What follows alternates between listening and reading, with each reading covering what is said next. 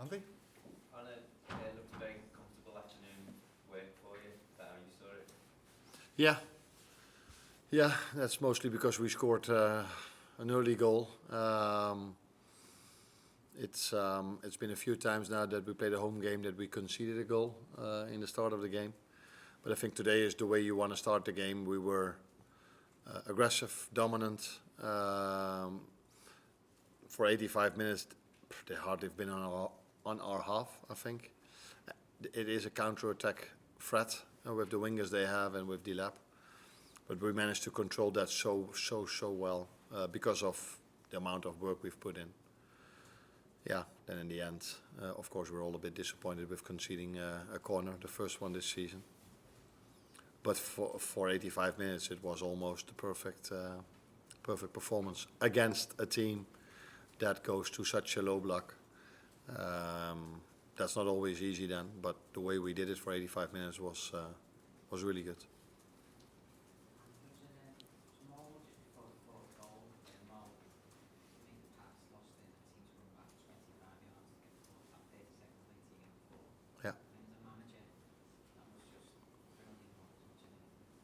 Yeah, it's also nice that you come up with it, because mostly it's about Mo, it's about his contract, or it's about his goals, and now it's about his defensive work rate. So no, I think that stood out because it was a moment which we could all see. But I think if you look at almost all the times we've lost the ball, I saw a reaction of many players like that, and that is what I mean with playing against a team with fast wingers, with a good number 9 that goes to such a low block.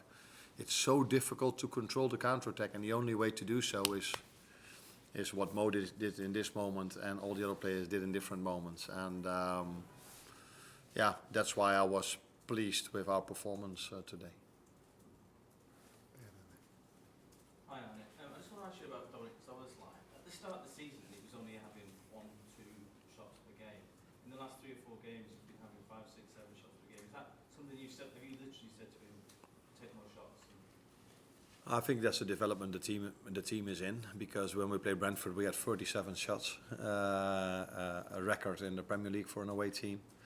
So and then because he's involved in that team, he will probably take a few shots then as well. So it is us, the players behind the ball, bringing our attacking players even more in promising positions than we did in the beginning of the season. Then if you zoom in on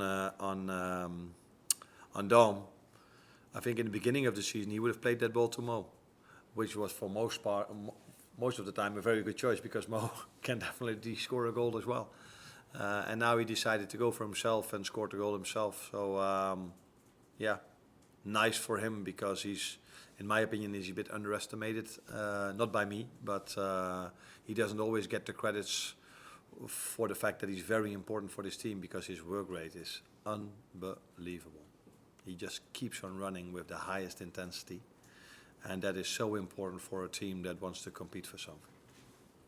On 300 appearances for Liverpool for Virgil and Dijk today, obviously enormous quality on the ball, but you see him today just constantly talking, giving instructions to people. How important is that to have a leader like that on the pitch, as well as everything that he brings on board?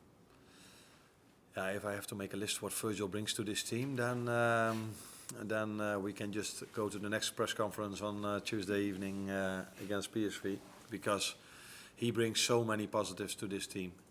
Bringing the ball out from the back, defending, his composure. Is composure the right word? Yes.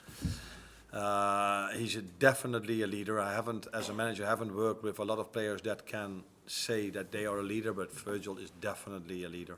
He's always, not only on the pitch, but also on the training ground. The moment we start the training, he's the loudest one and always leads by example. So, yeah, he's having a fantastic season, but I think he's already having 7, 8 fantastic seasons over here. Joe? ENDO seemed to get a painful one in the chest, and then I think got caught in the face as well. I mean, were you concerned at that stage when you saw it? Yeah. When the foul was made, I was like, ooh, that doesn't look good. And the reactions from the players that were around him showed me that I was like, ooh, let's wait and see. But after the game, Wata immediately during the game already, he shakes his head 1 or 2 times and just goes again. His mentality is unbelievable.